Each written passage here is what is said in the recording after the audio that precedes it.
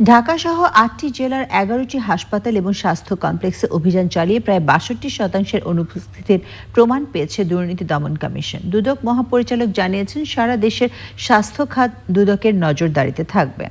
দায়িত্বে অবহেলার বিষয়ে কঠোর অবস্থানে থাকার কথাও জানিয়েছেন তিনি। রিপোর্ট রোকসানা আমিনের। দেশের বিভিন্ন স্থানে সরকারি হাসপাতাল ও স্বাস্থ্যসেবা কেন্দ্রগুলোতে চিকিৎসকদের অনুপস্থিতি ও সেবায় অবহেলা নিয়ে অভিযোগ কেন্দ্রে আসা অভিযোগগুলো নিয়ে সোমবার ঢাকাসহ দেশের ৮টি জেলার ১১টি সরকারি হাসপাতাল ও স্বাস্থ্য কমপ্লেক্সে সকাল ৯টা থেকে দুপুর ২টা পর্যন্ত অভিযান চালায় দুদক।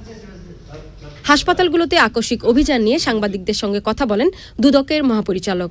ড্রাইভ দিয়েছি হাসপাতালগুলোর চিত্র কেমন, ডাক্তারদের কর্তব্য পালন এবং হাসপাতালের সেবার মান, ব্যবস্থাপনার মান উপর একটা সার্ভিলেন্স করার জন্য। পুরো দেশে ২৩০ জন ডাক্তারের মধ্যে ৯২ জন অনুপস্থিত, আর উপজেলা পর্যায়ে ১৩১ জন ডাক্তারের মধ্যে ৮১ জন অনুপস্থিত। It shows how governance and public service delivery have been failed in the health sector. ঢাকায় চিকিৎসক অনুপস্থিতির হার ৪০% এবং ঢাকার বাইরের জেলা উপজেলায় প্রায় ৬২% অনুপস্থিত, এমন চিত্র তুলে ধরেছেন দুদক মহাপরিচালক।